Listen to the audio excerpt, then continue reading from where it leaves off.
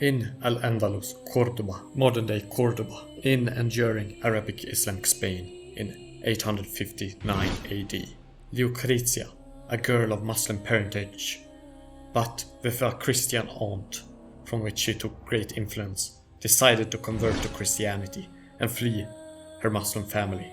as she had committed ridda, apostasy from Islam, and leaving Islam for another religion was punished by death. Saint Eulogius of Cordoba, a monk and popular Christian figure in Cordoba, together with his sister, took her in and tried to hide her to protect her. Despite their efforts, they together with Leocritia would be arrested. They would be the latest of the Corduban Martyrs, which were 36 men and 12 women of Christian faith in the 850s that had either publicly converted away from Islam or had been accused of blaspheming against the Prophet Muhammad and thus been executed after they refused to convert to Islam as repentance. Lucretia was just the latest that refused to reconvert back to Islam and thus faced execution. She would be known as Saint Lucretia thereafter, and Eulogius and his sister would be executed for aiding and abetting apostasy and for proselytizing Christianity, as that was against the law. Facing martyrdom, he lived according to the words of Paul. Imitatores mei estote secut et ego Christi. I beg you to imitate my example, as I am of Christ. These executions, which were the latest in a long line of executions, provoked a lot of hatred and anger among the Christians that lived in Al-Andalus, which led to numerous revolts in the area around Cordoba, and to violent and brutal suppression and oppression afterwards. Though I think it would be best to give a context of the previous issues that had occurred before these executions, and to give a greater context to this entire series of events. A good start for this context would be with the conquest of the Iberian Peninsula in the 8th century under Tārīh ibn Ziyad. Following this conquest of the Iberian Peninsula under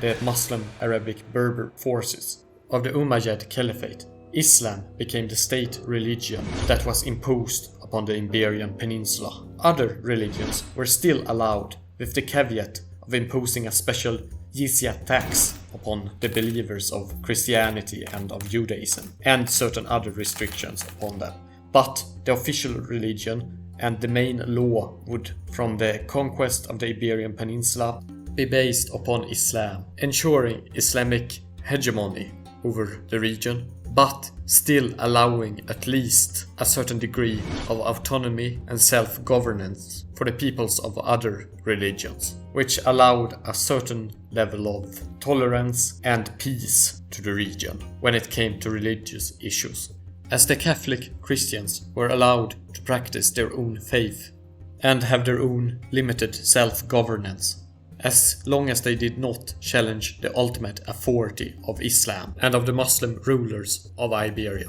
This had been the case until Abd ar-Rahman Athani, Abd ar-Rahman II, who had decided to limit a lot of the freedoms enjoyed by the Christians and had imprisoned a lot of Christian clerics, though he had still allowed a council of Christian officials in the administration to exist. But upon the death of Abd ar-Rahman II in 852 AD, his son and successor, Muhammad I, would decide to remove all Christian officials from any administration and also remove the council of Christian officials that would represent the Christian community and further increase the suppression of Christians by forbidding open worship of Christianity, by forbidding the wearing of crosses in public, and so on. Recafred, the bishop of Cordoba and thus highest church authority, urged compromise with the Muslim authorities to his Christian subjects, which had invoked a lot of resentment before among Christians, viewing Recafred as being weak and giving in to the oppression from Muhammad I and his father, Abd ar-Rahman II.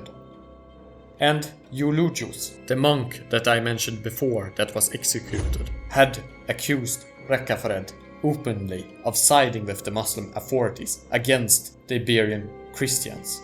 and had spent years of being in and out of prison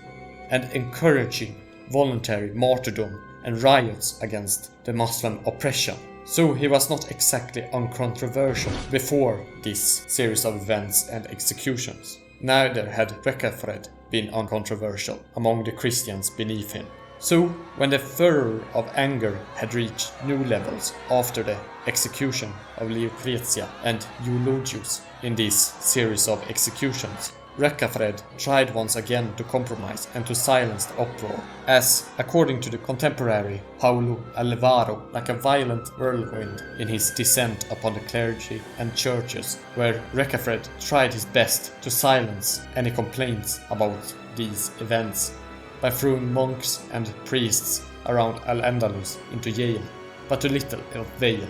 in stopping the protests and spontaneous riots that would happen.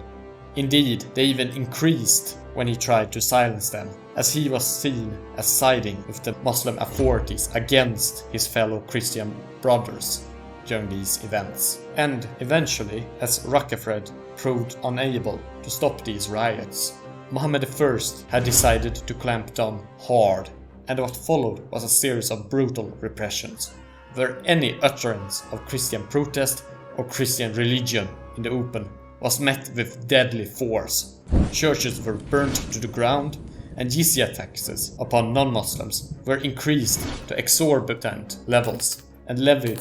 leading to either starvation or death for those that didn't convert to Islam. This would continue until the year 864, a 15-year period of repression. The Christians that until this moment had been either a majority, as had been the case in Cordoba, or at least a very sizable part of the population in most parts of Al-Andalus, were now reduced to small minorities. One monk's protest and one girl's conversion to Christianity and later execution in a series of other executions had set a spark that had led to great suffering and death, and to the forced conversions of many Christians to Islam. Some further context for this is that religion was in the past greatly connected to the governmental systems of the state, to the legal systems, and ultimately to loyalty to the rulership, and rebellions could easily be started by religious justifications. Apostasy is thus tantamount in a way to rebellion, and open apostasy was also punishable by death in Islamic jurisprudence before these events. So, if you do not act strongly against it, that being apostasy, and these various uproars protesting against the implementation of laws against it, you will look weak as an Islamic ruler in enforcing Islamic ideals, and thus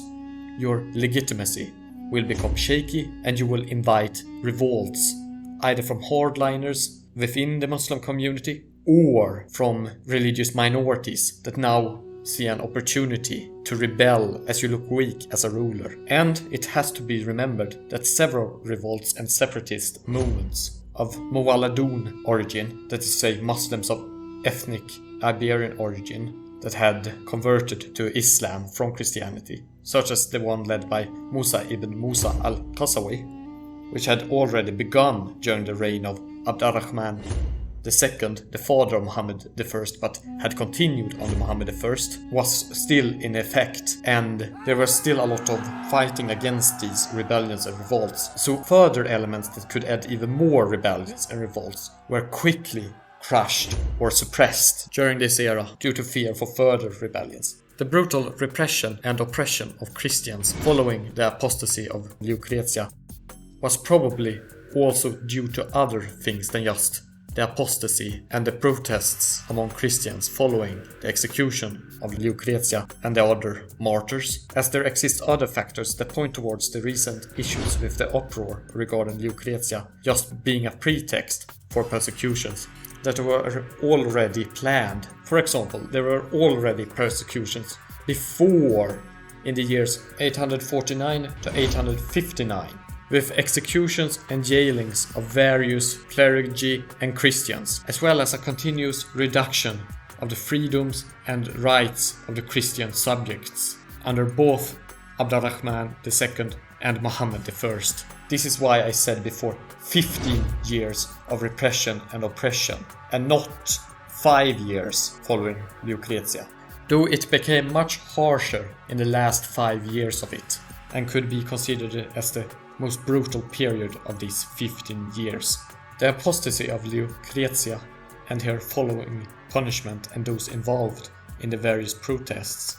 together with the measures taken following the riots, were an opportunity to get rid of troublemakers such as Eulogius and potential rebellious elements among the Christians that could aid enemies. And it's important to note that these persecutions ended in 864, probably due to improved relations with Charles the Bald, the Carolingian king of the West Franks, as Muhammad I had been sending him camels in 865 as a sort of tribute and peace offering to improve relationships, as Muhammad I feared him invading the Iberian Peninsula, with the pretext of liberating the Christians in Al-Andalus from Muslim rule. Also considering all the other issues of rebellions and the like, an invasion from a Christian kingdom would become a severe threat. Thus, he both maybe oppressed the Christians because he feared rebellion, but also because he needed to convert them before an invasion happened, in his eyes, and also it might have been that Charles the Bald was threatening invasion, or perceived to be threatening invasion, and he decided that it was better to lift the persecution of Christians and send peace offerings or gifts in order to improve relations with Charles the Bald, in order to improve relations and avoid a future invasion. Or it could be that Abdurrahman II and Muhammad I only wanted to persecute the Christians because they were Christians, and thus believed in the wrong religion, and that it wasn't much more than that to it. It has to be remembered when we talk about these events that it was the early medieval ages, not a tolerant modern Western European society, both inside Al-Andalus but also outside of it. And speaking of, in Christian Europe, it was mostly the case that only one religion was tolerated, the official version of Christianity, be it Orthodox Christianity or, in this case, Catholic Christianity, as it is about Western Europe.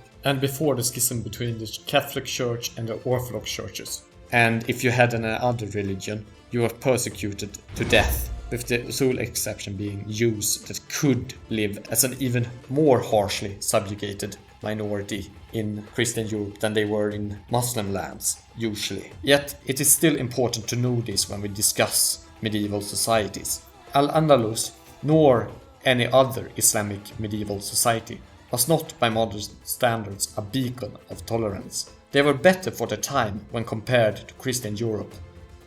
But we are not dealing with modern, democratic, liberal, Western, tolerant states, but medieval polities based upon theocratic rule. And the martyrs who sparked this entire debacle can be seen as a protest against a process of assimilation that was happening and enforced by this theocratic rule that had come and invaded the Iberian Peninsula. This part of history also shows just how precarious it was and is to live in a situation where religious freedom is not present and not guaranteed, and one is subject to the overlordship of a foreign entity who can take away your rights at the slightest bit of trouble when it becomes convenient or even an advantage to do so. And this is the context for Lucretia's apostasy and execution and the religious politics around it.